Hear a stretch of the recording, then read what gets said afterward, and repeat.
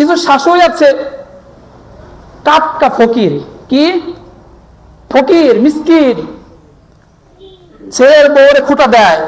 রমজান মাস পার হয়ে যাচ্ছে, কি ব্যাপার, তোমার মা বাবা ইফতার পাঠাইলো না তো বাড়ি আমার, রমজান মাস শেষ হয়ে যাচ্ছে, কই তোমার মা বাবার তো খোঁজ খবর দেখি না, ইফতার নিয়ে তো আসে না। এমন শ্বশুর শাশুড়ি আছে না নাই? অনেক বাড়িতেই আছে, মিটার বউকে খুঁটা দেয়। এগুলা টাটকা ফকির। হুদাল লিন্নাসি ওয়া বাইনাতিম মিনাল হুদা ওয়াল ফুরকান।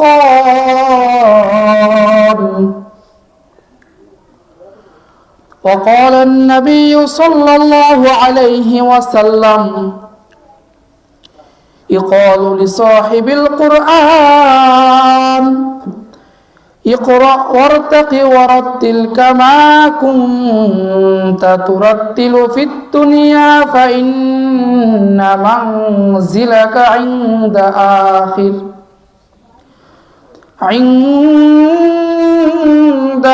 آخر آية تقرأها صدق الله العظيم وصدق رسوله النبي الكريم والحمد لله رب العالمين سبحانك لا علم لنا إلا ما علمتنا إنك أنت العليم الحكيم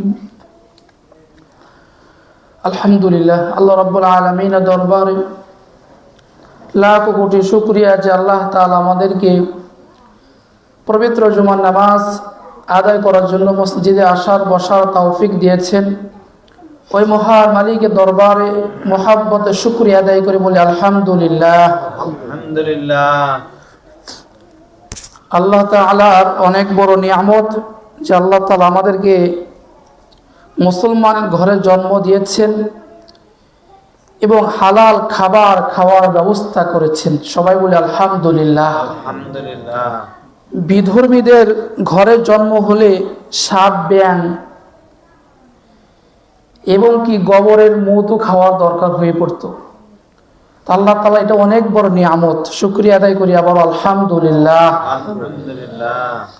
আজকের আলোচনা বিষয় কোরআনের আজমত। আল্লাহ রাব্বুল আলামিন পবিত্র কোরআন মধ্যে বলেন, শাহরু রমাদান আল্লাযী উনজিলা ফীহিল কুরআন। রমজান মাস হলো সে মাস যাতে নাজিল করা হয়েছে, উনজিলা ফীহিল কুরআন, কুরআন নাজিল করা হয়েছে। সুবহানাল্লাহ পড়ে। সুবহানাল্লাহ। কুরআন নাজিল করা হয়েছে কোন মাসে? রমাদান। রমজান মাসে। আমরা যে মাসে আছি এই মাসে কোরআন নাজিল করা হয়েছে। এই জন্য এই মাসে এত বরকত, এত দাম। কোরআন যার সঙ্গে আছে তারই দাম। এটা একটা টেবিল কাঠ দিয়ে তৈরি, কিন্তু এখানে কোরআনের আয়াতগুলো রেখে আপনাদের সামনে খণ্ড বাই খণ্ড তাফসীর করা হয়। চাইলেও এটাকে কেউ লাথি মারার সাহস পাবে না, এটাকে সম্মান করে ধরবে, কারণ এখানে কোরআন লেগেছে। কি লেগেছে? কোরআন লেগেছে। বাজার থেকে 1000 টাকার কাপড় এনে বিছানার উপরে বিছায়, ওটার উপরে পাড়ায়। ঠিকই একই বাজার থেকে, একই দোকান থেকে 50 টাকার একটা কাপড় এনে কোরআনে পেঁচিয়েছে। ওই কোরআনটা পায়ের নিচে স্থান হয় না, ওটা স্থান হয় বুকে আর মাথায়। সুবহানাল্লাহ পড়ে। কেন? কোরআনের সঙ্গে স্পর্শ। ফেরেশতাদের মধ্যে ফেরেশতা আজরাইল, জিব্রাইল, মিকাইল, ইসরাফিল, 4 জন বড় নেতা। এই 4 জন বড় নেতার থেকে একজন দামি ফেরেশতা আছে। ফেরেশতার নাম কি? হযরতে জিব্রাইল আমিন। 4 জনই নেতা, কিন্তু 4 জনের থেকে একজন শ্রেষ্ঠ। কে বানাইছে? আল্লাহ। কেন বানাইছে? ওই ফেরেশতা রাসূলের কাছে কোরআন নিয়ে এসেছিল, যার জন্য ওই ব্যক্তি দামি, ফেরেশতা দামি হয়ে গেছে। আল্লাহু আকবার বলে। আল্লাহু আকবার। প্রবিশ্বের মধ্যে কত দেশ আছে, এই দেশের মধ্যে সব থেকে দামি দেশ মক্কা মদিনা। কেন? এই দুইটি গোত্রের নাম, এই দুইটি স্থানের নাম দামি। এই দুই জায়গায় নাজিল হয়েছে কোরআন। ফিহি শাহরু রমাদান আল্লাযী উনজিলা ফীহিল কুরআন। এই কোরআন নাজিল হওয়ার কারণে এই দুই রাষ্ট্র প্রবিশ্বের মধ্যে দামি। কে বানাইছে? কেন বানাইছে? শুধু কোরআন থাকার কারণে। শুধু কি থাকার কারণে? কোরআন। কোরআন থাকার কারণে নাজিল হয়েছে। আমার আপনার বডি, কারো বডি যায় নামাজে সবার সামনে যায়, তার পিছনে কোটিপতিও দাঁড়ায়। কেন দাঁড়ায়? আমাদের চামড়াতে একই, হয়তোবা চামড়ার মধ্যে কেউ কালো কেউ সুন্দর, পার্থক্য এখানেই। কিন্তু যে বডির মধ্যে কোরআন আছে ওই বডি চলে যায় সবার সামনে, আর যে বডির মধ্যে কোরআন নাই সেই বডি চলে যায় পিছনে। কারণ কি? বডির মধ্যে কোরআন আল্লাহ তাআলা দিয়েছেন বিধায় বডিকে দামি বানিয়েছেন কে? আল্লাহ। আল্লাহ তাআলা। তো দ্রুপ আমরাও যদি কোরআন তেলাওয়াত করি, কোরআনের হেফজ করি, আমাদের বডিও দামি বানাই দিবেন তিনি কে? আল্লাহ। আল্লাহ তাআলা বানাই দিবেন। যাদের বডির মধ্যে কোরআন থাকে তাদের যে কি মর্যাদা, একটা হাদিস আছে সামনে বলবো ইনশাআল্লাহ। তাহলে কোরআন যার সঙ্গে স্পর্শ ওই ব্যক্তি কি হয়? দামি হয়। শুধু হাফেজ হওয়া দরকার বিষয়টা এমন না, হাফেজ হলে সবচেয়ে বেশি ভালো। আপনি যদি কোরআন তেলাওয়াত করেন সকাল সন্ধ্যা, আপনি কৃষি কাজ করেন, ফজরের নামাজ পড়েছেন, কোরআন তেলাওয়াত করে মাঠে চলে যান, আপনি কোরআনওয়ালা। আপনি সন্ধ্যায় ঘরে ফিরেছেন, পবিত্র হয়ে আবার কোরআন পড়েন, আপনি কোরআনওয়ালা। আপনার দাম আল্লাহ তাআলা বাড়াই দিবেন। অন্য ঘরে যদি অনেক উপার্জন হয় বরকত থাকবে না, কিন্তু আপনি কোরআন পড়েন বিধায় আপনার ঘরে বরকত আল্লাহ তাআলা দিবেন। কেন দিবেন? ওই কোরআন থাকার কারণে। ঘরে কোরআন থাকার কারণেই বরকত পাবেন। অনেকে তো ঘরে কোরআন রাখতে ভয় পায়, মসজিদে দিয়ে যায়, হুজুর কোরআনটা মসজিদে রাখে। মানে কোরআনের স্থান হচ্ছে মসজিদে, মাদ্রাসায়, এই দুই জায়গা ছাড়া কোরআন রাখা যায় না, ভয় লাগে। অথচ ওই ঘরের মধ্যেই দেখবেন বড় বড় টেলিভিশন আছে, বড় বড় বক্স আছে, যেগুলো জায়গা পায়। এগুলো ব্যবহার হালাল বা ব্যবহার করলে কোনো ক্ষতি নাই, কিন্তু হালাল বা ব্যবহার খুবই কমই হয়। যাই হোক, ওই স্থানে জায়গা পায়, সবার সামনে ডিসপ্লে করে রাখে, সবাই এসে দেখে। অথচ ওই ঘরের মধ্যে খোঁজ নিয়ে দেখবেন কোরআনটা এমন জায়গায় রাখা আছে, খুঁজতে খুঁজতে অপরিচিত ব্যক্তি খুঁজবে অনেকক্ষণ ধরে, এরপরে পারে। কারণ কোরআন ঘরে থাকলে লজ্জা লাগে। কি লাগে? এই কথা বলে না, কি লাগে? লজ্জা লাগে। লজ্জা লাগে। যার জন্য সামনে টেলিভিশন থাকে আর কোরআন থাকে গোপনে। ওই কোরআন সাফায়েত করবে, বলবে তুমি আমারে গোপনে রাখছিলা না, আর টেলিভিশন সামনে ছিল, টেলিভিশন তোমার বিপক্ষে দাঁড়ায় বলবে আমারে খুব যত্নে রাখছে আল্লাহ, এটা আগে জাহান্নামে দেয়।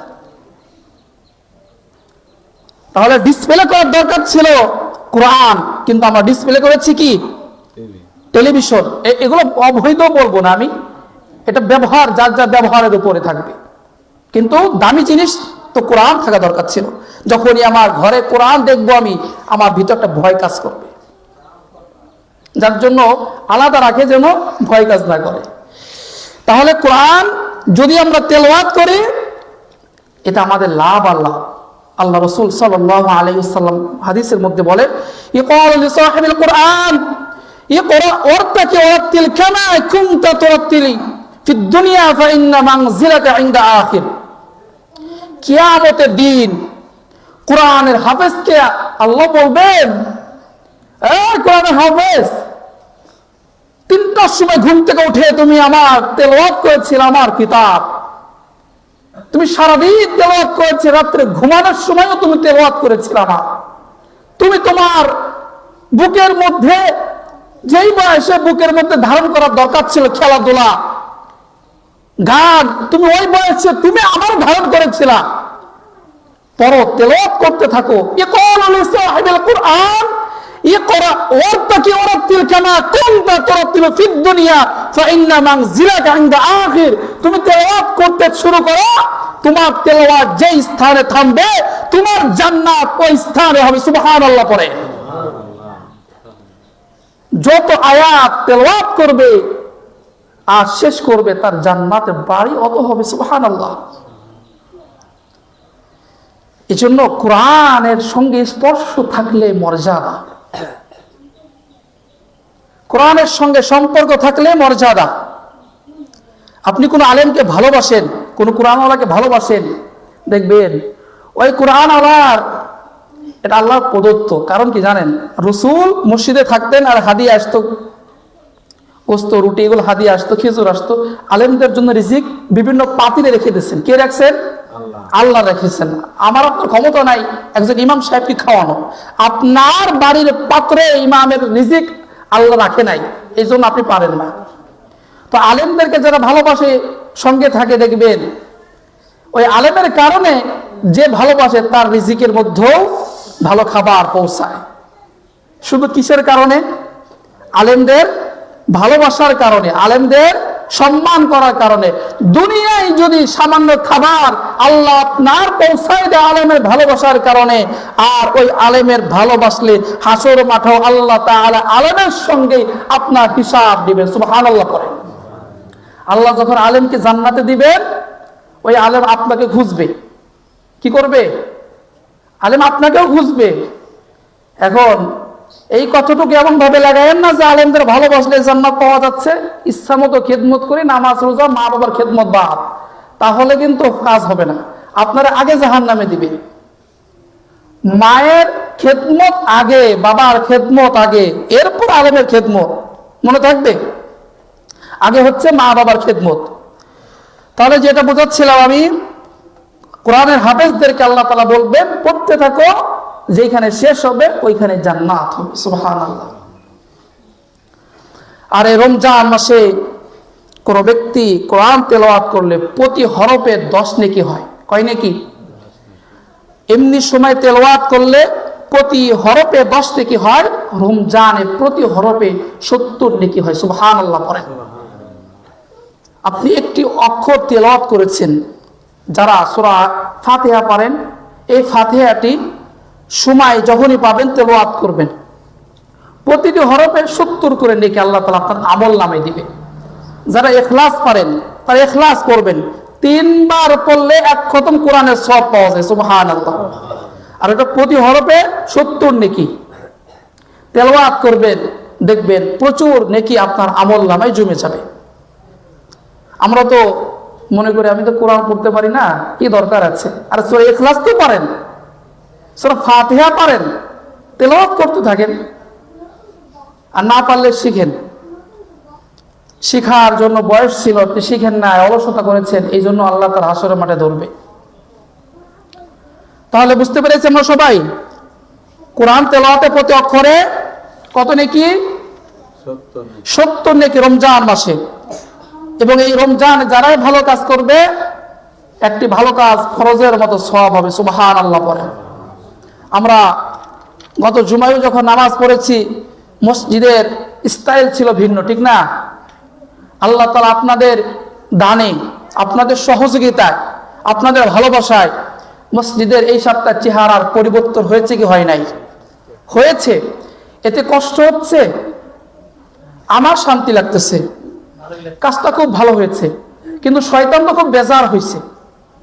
আরে মসজিদ উন্নত হয়ে গেল। মনে রাখবেন, যেই সমাজের মসজিদ উন্নত, ওই সমাজের মানুষের মন উন্নত করে দেয় তিনি কে? আল্লাহ। আর যেই সমাজের মসজিদ উন্নত হয় না, ওই সমাজের মানুষের হৃদয় আল্লাহ তাআলা উন্নত করে দেয় না। শয়তান খুব বেজার হয়েছে। রমজানের পরে দেখবেন এখন বলতেছে না, এখনো চুপচাপ আছে।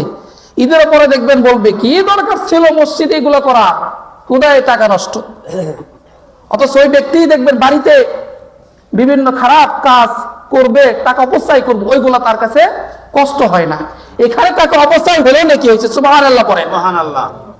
যারা 100 টাকা দান করেছেন তারা মনে রাখেন ভালো কাজ করেছেন, ওই একটা টাকা হবে ফরজের সমান।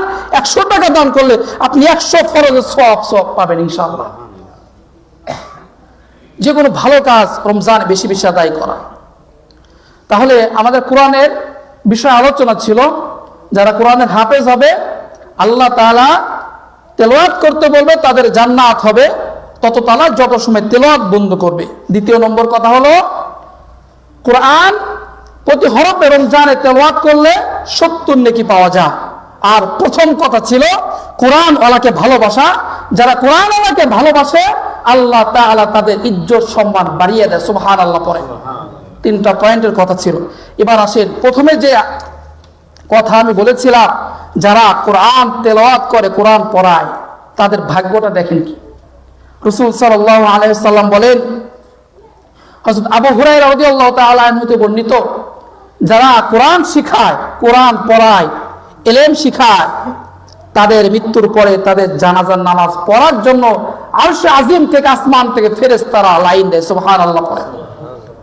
যারা কোরআন শিখায় এবং কোরআন আলেম বানায়, তৈরি করে, তাদের জানাজায় ফেরেশতারা আসে। এই জন্য যে যতটুকু জানি প্রচার করব, তাইলে তো আমরা একজন শিক্ষক হয়ে গেলাম, আমাদের জানাজায় ফেরেশতারা আসবে। 4টা পয়েন্ট আমাদের কথা শেষ। এবার আসেন, এটা গুরুত্বপূর্ণ একটা কথা। আমাদের সমাজে যারা ছেলে বিয়ে দিয়েছেন, বিয়ে দিয়ে বউ নিয়ে বাড়ি এসেছে, কিছু শাশুড়ি আছে টাটকা ফকির, কি ফকির মিসকিন, ছেলের বউরে খুঁটা দেয়। রমজান মাস পার হয়ে যাচ্ছে, কি ব্যাপার, তোমার মা বাবা ইফতার পাঠাইলো না তো বাড়ি আমার, রমজান মাস শেষ হয়ে যাচ্ছে, কই তোমার মা বাবার তো খোঁজ খবর দেখি না, ইফতার নিয়ে তো আসে না। এমন শ্বশুর শাশুড়ি আছে না নাই? অনেক বাড়িতেই আছে, মিটার বউকে খুঁটা দেয়। এগুলা টাটকা ফকির, যারা ছেলের বউয়ের বাড়ির থেকে আশা করে। এদের মতো ফকির মিসকিন এই পৃথিবীতে দ্বিতীয়টা নাই। খবরদার, যারা শ্বশুর শাশুড়ি আছেন তার এই ভুলটা কখনোই করবেন না। আপনি জানেন না আপনার সন্তানের দেহের খোরাক মিটানোর জন্য যে মেয়েটা থাকে, আপনি যদি গুনাহে ওজন দেখতেন, আল্লাহ তাআলা ওই ওজনের কারণে আপনাকে কতবার জাহান্নামে দিবে, এটা যদি আপনি খেয়াল করতেন, তাহলে দ্বিতীয়বার কখনোই ওই মেয়ের উপরে চাপ দিতেন না। একটা নারী আপনার ছেলেকে হাজার হাজার গুনাহ থেকে, হাজার বললে ভুল হবে, লক্ষ কোটি গুনাহ থেকে আপনার ছেলেকে বাঁচিয়ে রেখেছে। বুঝেন নাই? কোটি গুনাহ থেকে আপনার সন্তানকে হেফাজতে রেখেছে একটা নারী। তাকে তো দেওয়া দরকার, তাকে সম্মান করা দরকার। অথচ আমরা বিপথে হাঁটি, ছেলের বউদেরকে আমরা বেসম্মান করি, খুঁটা দেই। তোমার বাড়ি থেকে কিচ্ছু দিল না, আমার মেয়ে কত কিছু দেয়, আমার জন্য পাঠায়, আর তুমি তো তোমার মা বাবার বাড়ি থেকে কিচ্ছু নিয়ে আসো না, সামান্য কিছু নিয়ে এসেছো। খবরদার, এই কথাগুলো বলবেন না। বুঝছেন সবাই? আপনাদের সমাজে আছে কিনা সেটা আমি জানি না, কিন্তু অনেক পরিবারের মধ্যে এমন আছে, ইফতার পায় না বিধায় ছেলের বউর সঙ্গে খারাপ ব্যবহার করে। আচ্ছা, একটা প্রশ্ন করে আপনাদের কাছে, এই মসজিদের ইমাম যিনি বর্তমান, তার ব্যবহার যদি খারাপ হয়, তার চলাফেরা যদি খারাপ হয়, মুসল্লিদের ব্যবহারও অটোমেটিক খারাপ হবে, ঠিক না? আমার ব্যবহার যদি লুজ হয়, খারাপ হয়, আমার কথার বচন ভঙ্গি যদি ভিন্ন স্টাইল হয়, যেটা আপনাদের হৃদয় কাড়ে না, হৃদয় আকর্ষণ হয় না, আপনাদের বিরক্ত লাগবে। তো দ্রুপ প্রতিটা পরিবারের শ্বশুর শাশুড়ির ব্যবহার আগে সুন্দর থাকা দরকার। যদি সুন্দর হয়, ওই ঘরের যে ছেলের পুত্রবধূ আসবে, ওই পুত্রবধূ ওই ব্যবহার শিখে শিখে ওই পুত্রবধূ 3 দিন পরিবেশের সঙ্গে মিশে যাবে। আমরা বলি আমার ছেলের বউ ভালো না, আরে ভালো তো আপনাকে আগে হইতে হবে। কি বলেন আপনারা? ভালো কাকে হইতে হবে? আমি উস্তাদ না হয়ে যদি পড়াইতে যাই, কারেন্টের কাজ আমি জানি না, যদি মিকারি করতে চাই আমি কি বাঁচবো না মরবো? আমি মরবো না, আগে আমাকে আগে শিখতে হবে। এই জন্য শ্বশুর শাশুড়ি হইতে হবে, ছেলের বউকে প্রতিদিন ডাকতে হবে বৌমা। কি বলে? বৌমা বলে ডাকতে হবে। তার সম্মানটুকু আপনাকে দিতে হবে। প্রতিদিন যখন বৌমা বলে ডাকবেন, ওই ছেলের বউ আপনার পরিবার ছেড়ে অন্য কোথাও যাওয়ার চিন্তাই করবে না, কারণ সব সুখ শান্তি আপনার থেকে পায়। আল্লাহ তাআলা আমাদের 5টি পয়েন্টের উপরে আমল করার তৌফিক দান করে বলে